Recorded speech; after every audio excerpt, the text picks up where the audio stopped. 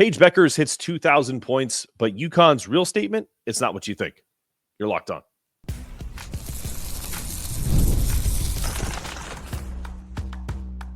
You are Locked On UConn, your daily podcast on the UConn Huskies, part of the Locked On Podcast Network, your team every day. Thanks for making Locked On UConn your first listen every day. We are free and available wherever you get your podcasts and on YouTube, part of the Locked On Podcast Network, your team every day. Before we dive into today's show, just wanted to take a moment to say how thankful we are for all of you. We appreciate all of your support. The show has grown immensely. We're proud to say we're the only daily podcast covering the UConn men's and women's basketball program, the hoops capital of the world, and we're thrilled to bring you the coverage you deserve.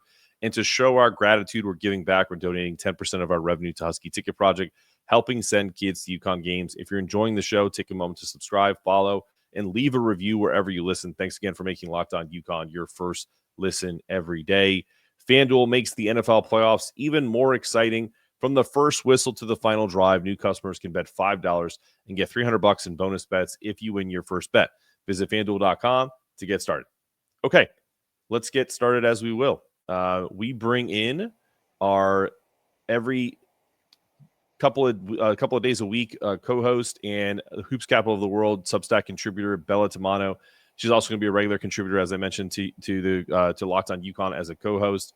Bella, Paige gets her 2,000th point, and we'll get into the significance of that achievement. It's amazing shortly. But this game against Seton Hall, it felt like the team announced to the rest of the country that UConn is ready to contend for another title. Do you agree? I think without a doubt, yesterday was, in my opinion, almost a picture-perfect performance from the Huskies. They shot 56% from the floor, 53% from, beyond the arc. Everybody yesterday scored. Everybody played. Everybody scored. Everybody had some quality minutes. And it was just one of those games where you look back and there was never a worry. 96-36, dominant on all aspects of the game. And I just think that this is finally that kind of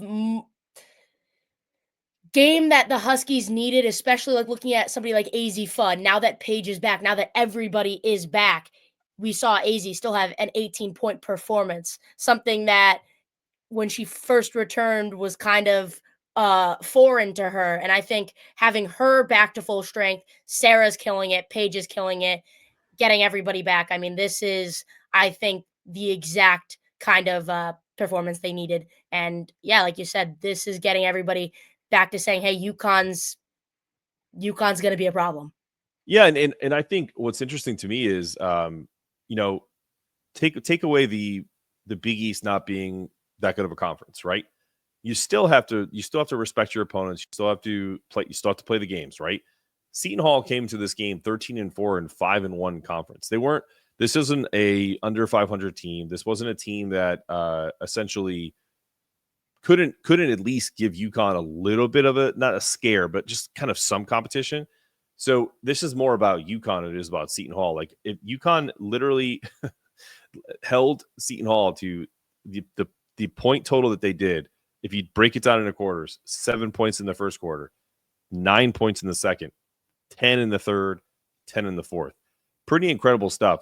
You're right. Sarah Strong, 23 and 11. Both Paige and AZ had 18 points. Paige had 7 assists. She gets her 2,000th point. And we're going to talk about her in the last segment. But my biggest takeaway from this game was Aubrey Griffin getting 11 minutes, getting 4 rebounds, 2 assists, 3 points. But just the lift. If you look at the pictures, even if you weren't at the game, if you just look at the pictures of the team when she went in, even in the video, it's like nothing I've ever seen. Like, Aubrey is easily the best teammate for everybody, and so everyone's super happy that she's back.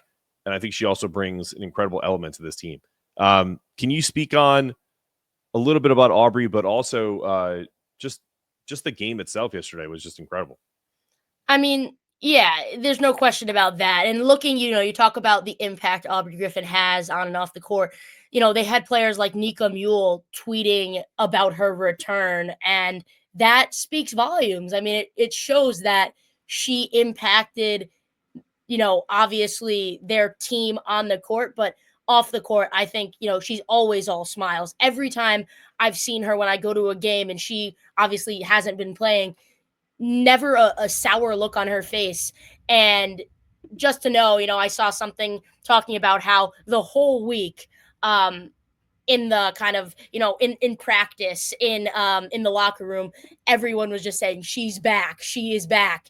And obviously, you look at how good of a player and teammate like Paige is, and she's great. But to add the sort of athleticism that Aubrey brings and that attitude, it's second to none. And I'm excited to see how that, correlates towards the end of the season. And again, like you said, yesterday her stat lines were great. Before she went out, I mean, she averaged 9 points, 6 rebounds, 1.5 steals, 1.4 assists, about a block per game. Those aren't kind of numbers to snore at. She is going to be huge when it comes down to things in March. And again, yesterday, like you said, still decent impact on the game, but that hasn't even, tipped the iceberg to what she is going to do once she kind of gets her bearings under her, once that team chemistry, not that, like I said, I mean, everyone loves her, but that team chemistry piece still has to come back just a smidge, to fully, get her back to full strength. But again, things are going to be scary when she does. For sure. Let's take it back to Paige, fastest player to reach 2,000 points in UConn history. She surpassed Maya Moore as the fastest player to reach 2K. Tell me your thoughts about Paige, because I'm going to give you mine, but I want to hear your kind of thoughts from what you've seen of her kind of in person and just like her impact on this program overall. I mean, Paige Bueckers, the name itself gets people talking, but like you said, on campus, she turns heads. Like, she walks by. I mean, if you pretty much see a blonde girl on campus, you're kind of like, is that Paige? Is that Paige? And, I know plenty of my friends and roommate and everything like that, I'll get a text and be like, oh, I just saw Paige today. And like, that's kind of, the excitement on campus. It's huge. Now, on the court wise, I mean, she gets the biggest applause when, she gets announced for her, for the starting lineups. That's no question. And, you see the posters in the crowd just saying, I traveled, from Finland to see Paige play. People are coming, like from everywhere to get to experience her on the court. And that, again, is something that, I mean, how do you even, as a college student, as a 20-something-year-old kid, how do you even react to that? I mean, it's crazy. Now, when it comes to kind of looking at her impact on the court, again, she's one of the best players in UConn history, especially with all the social media that they have nowadays. She's able to, reach audiences that players have never been able to reach before. Now, the one thing I'll say about Paige, now, again, this isn't trying to kind of diminish her abilities or anything like that, but if you look at the UConn greats, you look at Rebecca Lobo, you look at especially Brianna Stewart, she won 4 national championships as well as 3, Players of the Year awards. Paige is still yet to win a national championship. Now, don't get me wrong, these point stats, and, she has one of like 3 only players to have like 400 assists, 200 rebounds, something like that. Might be flip-flopped on that. So again, her stats speak for itself. But I think when it comes down to it, if you look at any sport across the board, if you think about Jordan, if you think about Brady, if you think about, kind of all those greats, you look at what they've done when it comes down to it and the championships that they've won. And that's the only downside to Paige right now is she hasn't won one. Even Angel Reese, Caitlin Clark, they were able to notch one under their belt. This is the last year for Paige. Yes, these accolades are great. 2,000 points is great. But I don't know, Mark, what do you think? Not having a championship is tough to put her in that great category. Yeah. She is one of the greatest players to ever suit up for UConn. There's no doubt about that. I think, and this is not to take away anything that you just said, because you're right. I think she's going to be judged fairly or unfairly based off of what happens this year, because she's not coming back next year. This is her last year. So if they win the national championship, then I think people will say that she kind of fulfilled her destiny at UConn and at least won one. But I think she's going to go down as the greatest what if story in UConn history because of all of the injuries. And these are things that there are things in life that you can control, and there are things in life that you can't control. Getting injured is not one of them. Being injury prone isn't one of those things. And she just is a part of a weird, rough history. And if you can call it rough, having been to Final Fours and winning National Player of the Year, right.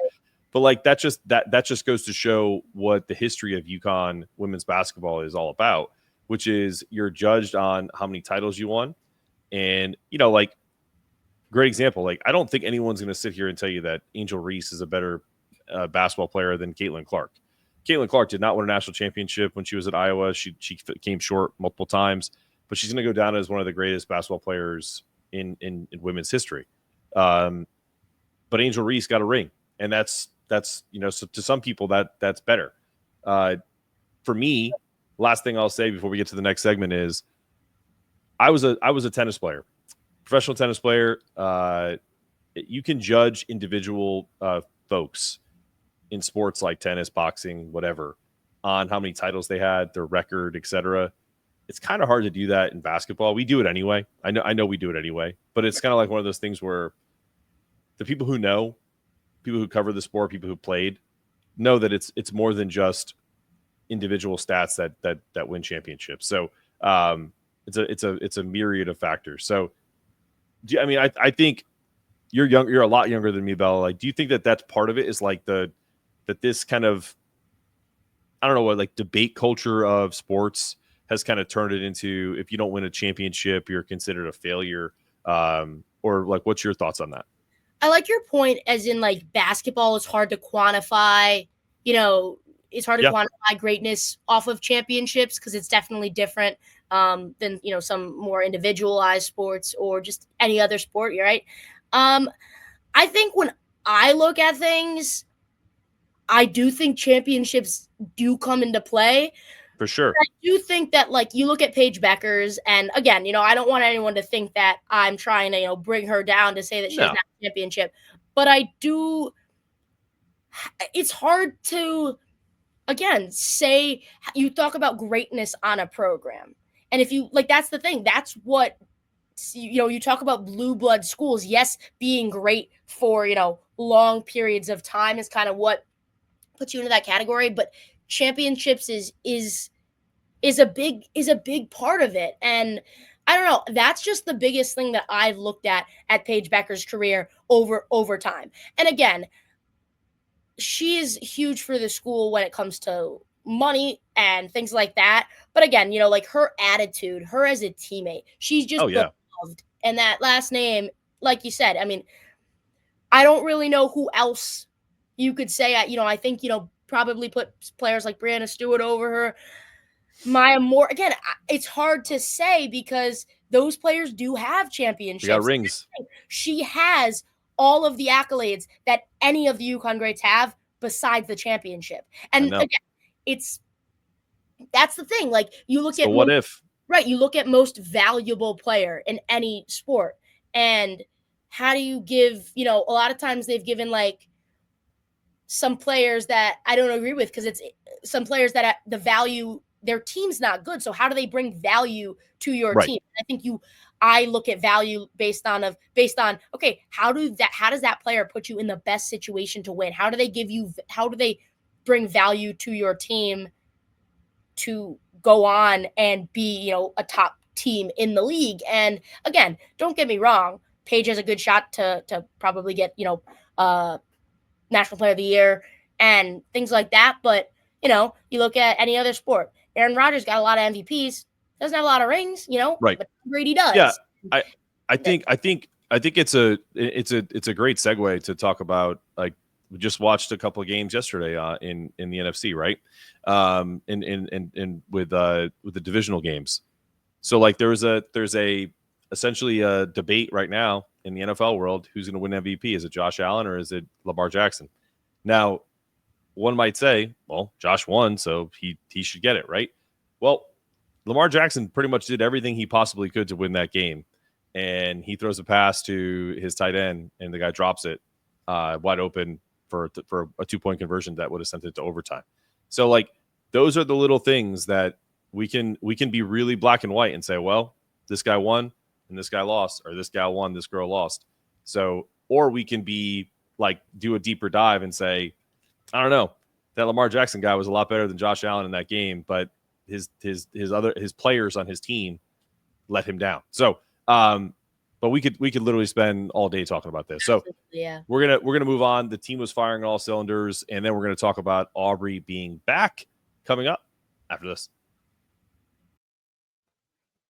This message is brought to you by PrizePicks, the place to get real money sports action with over 10 million members and billions in winnings. Yes, you heard right, billions. PrizePicks has changed the game in daily fantasy sports, whether it's the playoffs or regular season. PrizePicks has made it even easier than ever to win big while enjoying all the football action. It's playoff time, and there's no better way to get in the action right with PrizePicks. Simply pick more or less, similar to over under.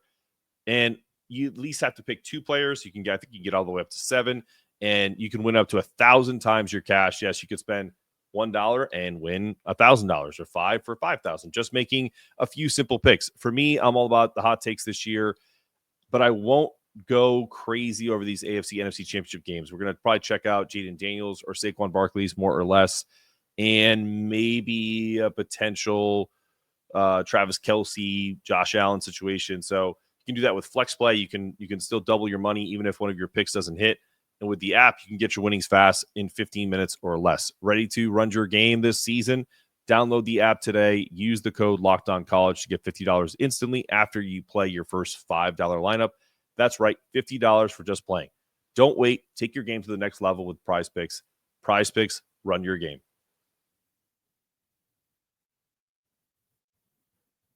We're back on Locked On UConn with Bella Tomaino of Hoops Capital of the World and a regular contributor to Locked On UConn. All right, Bella, talk about this team performance. I mean, again, it was just dominant on all levels. You look at just statistically, I mean, they had 30 points in the paint, 27 off turnovers, 21 fast break points, 33 bench points. They led for all 40 minutes, no lead changes, nothing like that. And everybody scored. I mean, that's hard to do.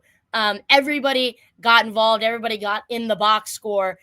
And I think that the biggest thing to look at is like, this is the exact time when you need it, right? You're kind of coming down to the end of January, beginning of February. And this is when, you need to peak as a team. Now, I guess the question for you, Mark, is what do you think the lineup will be moving forward? And what did you like yesterday kind of in the groupings that you saw? Yeah, I think first off, the starting lineup isn't going anywhere. I think Paige, AZ, Caitlin, Jana, and Sarah are going to be entrenched. I think this late in the season, with everybody back healthy, that's supposed to be back. I know Caroline Ducharme is still, day-to-day with head injuries, but I don't expect her to. If she makes an appearance like Gino said in like the Big East tournament, cool. But we're rolling with these 11 right now. I think anything else would be, icing on the cake. As far as the different combinations, if you will, I think what I want to see is when Aubrey comes in. Like I said, she is giving this team such a big psychological lift, but also like now that she's back in the fold, you don't need to. I mean, look at Ice Brady's numbers. She played 15 minutes. She was solid, 3 points, 3 rebounds, and a steal. Didn't really foul, right? And Aubrey kind of mirrored that. She played 11 minutes, 3 points, 4 rebounds, 2 assists. So you don't necessarily need overtly larger numbers from your bench. You just need them to be solid, right? Allie Zabel, 9 points off the bench with 3 3-pointers. Ashlyn Shade, 8 points off the bench, didn't miss a shot, played 15 minutes and had 4 rebounds, 3 assists. KK Arnold, who didn't make a shot yesterday, had played 26 minutes, but she was everywhere. She had 5 assists, 3 steals. She also had 3 turnovers. But listen, these are the things that you're going to see from a team that has depth, something that UConn has not had in the last few years because of all the injuries. But now that you have your staple Paige, AZ, Sarah, that triumvirate, which is typical to Gino team, a 3-headed monster, and then you add extras, that's why this team won by 60 points yesterday. It wasn't some magic serum because Sarah was as good as she has been all year. 23 points, 11 rebounds. I mean, she is by far and away. I know people always get on me with this Paige Bueckers stuff. She's their best player. She just is. She's been their most consistent player all year long, and she's going to continue to be that way because nothing's too big for her. It just doesn't matter. Like, she's just a baller. So yeah, that's what I see right now. I think this team is peaking at the right moment. I think we put in our pre-show notes that, there's not a ton of competition until they play Tennessee and then South Carolina here in about a month, but they got to stack these wins and be consistent. I think the only way that I will be less bullish about them having a chance to win another national championship or feeling very comfortable right now is if they regress. If someone gets hurt, knock on wood, that doesn't happen. But if something like that happens, it'd be unfortunate. But for the most part, I think this is just about, just kind of every day a little bit better, another inch better, another step forward. And I think if the only negative I would say is I'd like to see a little more from Janelle Elfie, and I'd like to see a little more from Ice, but you don't need it that much. I just want to see a little more toughness, a little more like rebounding, things of that nature. Not points. We don't need them to score. Mm-hmm. No, I completely agree with everything you said there. And the funny thing is, I feel like going to kind of the men's basketball side, the last 2 years, I've looked at them the last 2 years they won the championship. I looked at them and I thought to myself, the exact same thing you said on the women's side is you don't need the best player to go out and have their best night because you're so deep of it. You have so much depth that you just need it. And the fact that we're able to say this about the women, especially coming off of yesterday's win and building off of that makes me feel like, yes, this team is that championship caliber squad. Now, do you think in the last kind of couple years, obviously the Huskies have come short, do you think this is on paper and what you saw yesterday, the best team that they've had in a while? Yeah, I think so, because you might have individual players that had better games or better players. Like Nika Mule was better defensively than pretty much anybody that we have right now. Aaliyah Edwards is a better post player than anybody we have right now. But if you add all of the things together and you have Paige, which was on those teams as well, is healthy. She's firing on all cylinders with her efficiency, her points, her assists. Then you have someone like AZ, who hasn't played in feels like 100 years, is playing really well and getting consistently 18 to 20 points. So there's a two-headed monster. And then you add Sarah. Sarah adds an element that we haven't really had since Brianna or Maya, if you want to go that far back. Absolutely. Like when Gino says things like Sarah Strong does things on the court that he hasn't seen in forever. Because even if you look at Brianna Stortz, her NCAA tournament run notwithstanding, her leading up to that was a great year, but it wasn't what Sarah's doing as a freshman. It's not even close. I think Brianna averaged 12 or 13 points a game. Sarah's averaging almost 18 points a game and almost 10 rebounds. She's insane. It's just, so that type of production from the number one recruit in the country, coupled with your two-headed monster of AZ and Paige, then I think the bench is stronger than it ever has been, right? You have KK, you have the Big East freshman of the year on your bench. That's number one in Ashland Shade. You have KK Arnold, who can take over at any time. And then you add Caitlin Chen, who is essentially just kind of like that steady Eddie graduate transfer that's just making sure that it all stays together. So, yes, I think this team is by far, when healthy right now, a better team than we've ever had. Not we've ever had, but we've had in the last few years. Sure. I would say the last 3.5 years or so, because it's all there now. So now it's just about stacking wins. Yeah, again, I think that's kind of got to be the mentality without a doubt. I think the other thing that I would have to look at is, or that I would love to have seen is, I would love to get that Notre Dame game back to where, and have the same kind of lineup that we have now. I'd love to get that USC game back with a healthy AZ, Aubrey Griffin back. Obviously, you can't get it back. We talked about what ifs earlier. They're big what ifs, and that kind of stinks. But I think now that would be a much different story. I think that in the Notre Dame game, especially, I felt like we were just could not clean things up on the boards, especially the offensive boards. And I think having a healthy Aubrey Griffin would have been huge. I think having a lot more production from AZ would have been big. would have been big. And like you said, it would have taken pressure off players like Paige and Sarah to come up in big situations. So, yeah, I mean, I think this, like you said. Well, and not to cut you off, but like think about that Notre Dame game. Like Sonia Citron is literally playing Paige Bueckers like this the entire game. Mm-hmm. Like no, there's no air between the two of them.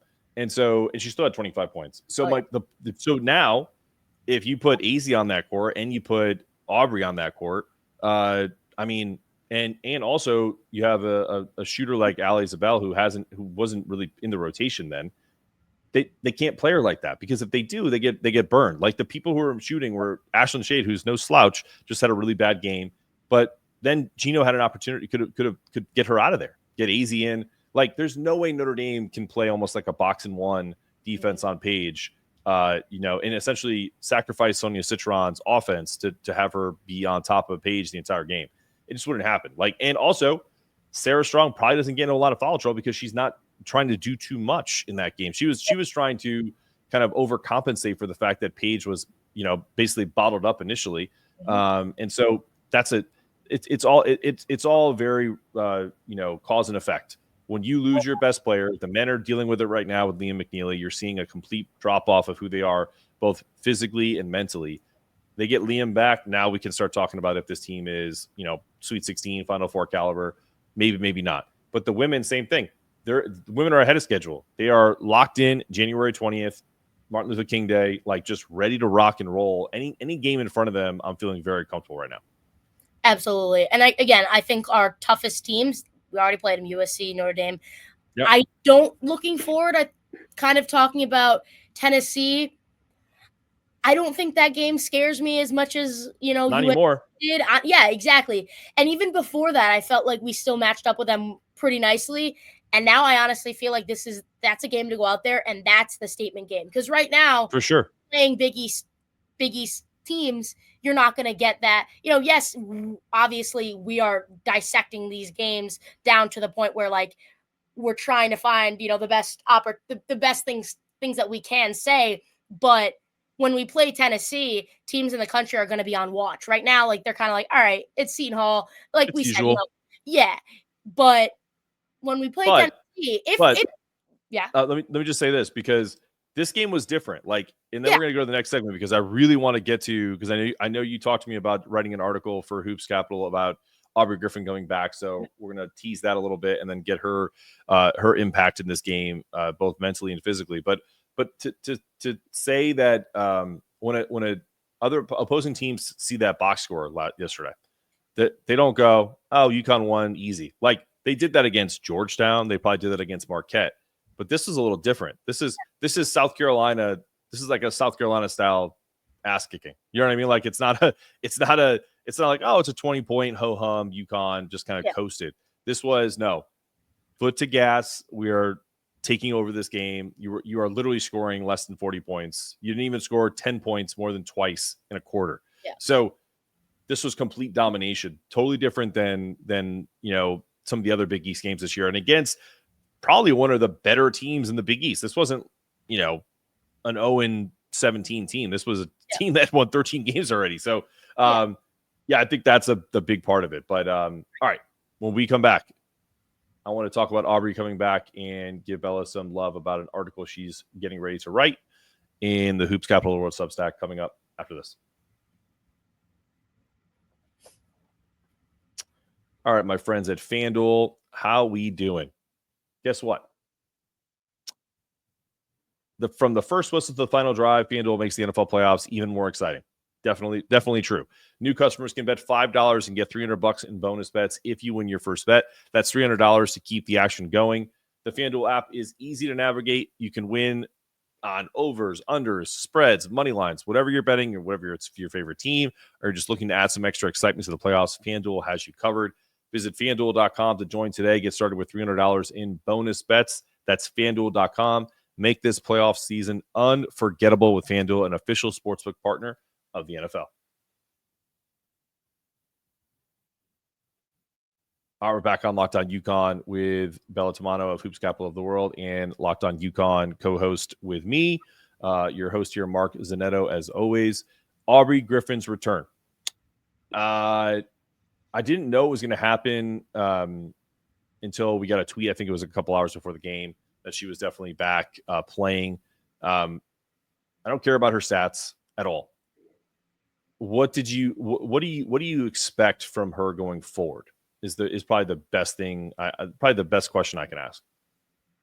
I just think that the biggest thing for her is, stats aside, her athleticism is just something that a lot of times in girls basketball, if you have on your side, if you have one girl that's just purely an athlete, and don't get me wrong, her basketball abilities are great too, but the way she's able to just get up and down the court, the way, her vertical things like that are things that a lot of, the players on UConn don't have. And I think that's going to be huge to add. I mean, she's 6'1", one of the tallest players on the team. And then I also see her listed as a guard and a forward, which the only player that has a dual listing like that. So that's going to be huge to take kind of some pressure off. Like, you're going to be able to play her and Sarah at the same time. And Sarah is listed as a forward, but she plays like a guard. And if you have two players that are bigger, like Sarah and Aubrey are, and also add just Aubrey's incredible ability, freak-like athleticism, that's going to be huge. And then you can put, somebody like Jana out there. I mean, if you have Sarah, Jana, and Aubrey on the floor, along with Paige and AZ, I mean, that to me sounds like one of the best lineups in the country. And I think Aubrey really puts the icing on the cake for that. Also, I would love to see this, and you can't do this against South Carolina because they're too big, but you could definitely do this for stretches to try to junk things up against people, because there's so much scoring on the court and so much athleticism, and you're not really losing a ton of height. You could put Sarah at the 5, you could put Aubrey at the 4, Morgan at the 3, and then have AZ and Paige in the exact same lineup, which I think would be almost like a lineup of death, where they're just kind of like running up and down the floor, scoring at a high clip. But you could also if you sub Morgan out of there and you put Jana in, and you have Jana, Sarah, Aubrey, AZ, Paige, and you just have a really big front court with 6'5", 6'2", 6'2", Aubrey 6'1", 6'2", whatever. I think no matter what she does, she's versatile, and it's everything that Gino wants. He wants his bigs to be athletic. He wants them to be physical. I think that's the biggest thing that she provides is the leadership. Like I mentioned, Ice has missed her more than probably anybody, because Ice made strides down the stretch last season, and I thought she was going to take a big leap this year. She really hasn't. But also it's because there are certain players who need other players. It's kind of like when we talked about the MVP conversation. The quarterback needs the receiver needs the quarterback, right? Mm-hmm. Whenever we're talking about duos or front court, back court, the only way Paige gets an assist is if someone makes the shot. And sometimes you can make the right decision and it doesn't work out, and because your teammate lets you down or just misses. But I think with someone like Ice, she needs the leadership of Aubrey. She can't be the one that's has the most seniority, because that doesn't make sense, right? She's a sophomore. So I think for me, like that's the biggest thing is her leadership, but the type of flexibility that Gino gets by having her back is, it's kind of like, it's going to be interesting. He's got about how many games until Tennessee? 7, 8 games or whatever it ends up being, to kind of play with his, new toys, right?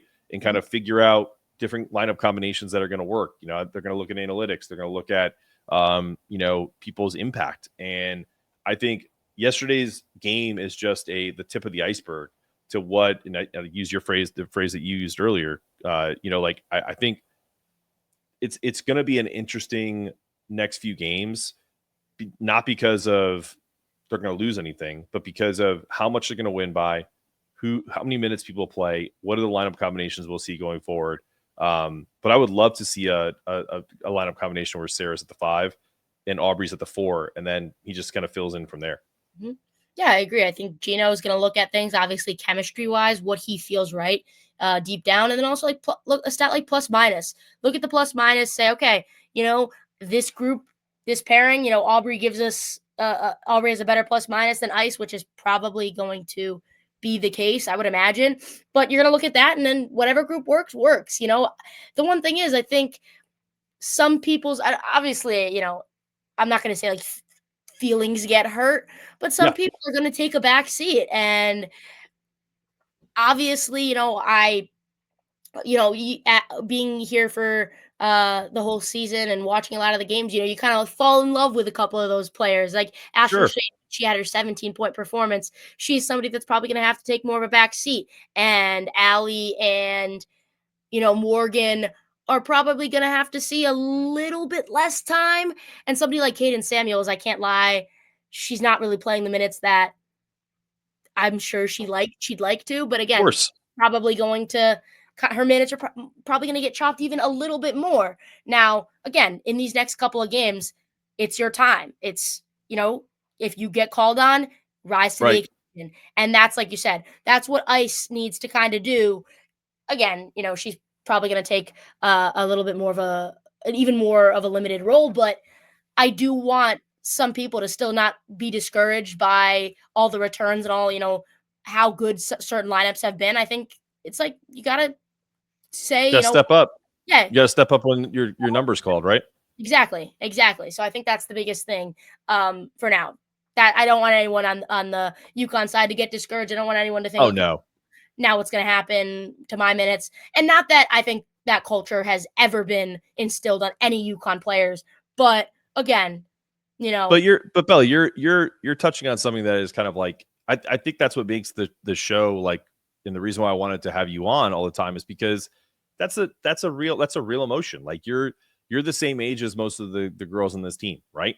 It has zero to do with, culture or kind of like, it's not going to make you try less. It's not going to make you, sit on the bench and be upset, like when you're not playing, like all of that stuff, because that's not something that Gino tolerates. And he wouldn't have recruited them if he thought that this would be permeating through the team. However, you're 1,000% right. It's a normal human emotion to think that you should be getting more playing time.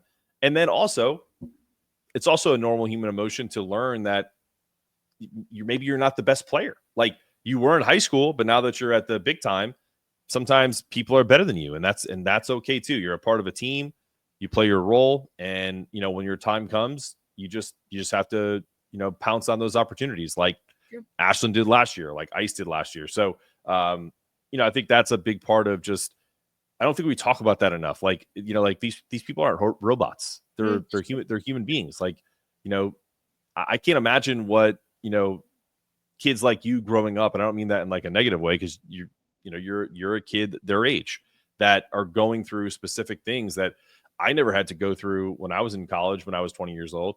Cell phones had just came out. Yeah. You know what I mean? Like, just think about the difference in like in what you've grown up with versus someone like myself or older folks who don't really have that perspective. So, but anyway, I think what I want to tease for anyone that's interested, Bella is going to write an article here in the next couple of days about Aubrey coming back on the Hoops Capital of the World Substack. You can check that out in her work there, as well as other contributors on that Substack.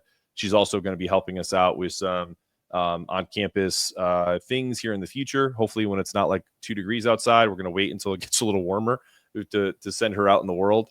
But that's the episode today. This team dominated. Paige gets 2,000 points. Team's firing on all cylinders. Aubrey's back. Bella, I'll give you the last word before we say goodbye. Not too much to say. Just another dominant performance from the Huskies. And again, I think this is a scary team. So I guess, if your other team's kind of watching, like, beware. Yeah, exactly. I think I'm excited is the only word. We're finally back at full strength. So let's do it. Let's go. Let's go out there and win it in March. I love it. This has been another episode of Locked On UConn. For Bella Tomaino, I'm Mark Zanetto, asking you to stay locked on, stay connected, and to remember, it's not just about getting it done. It's about doing it in a way that it can't be done any better. That's our goal here at Locked On and for the Huskies. And as always, let's go Huskies.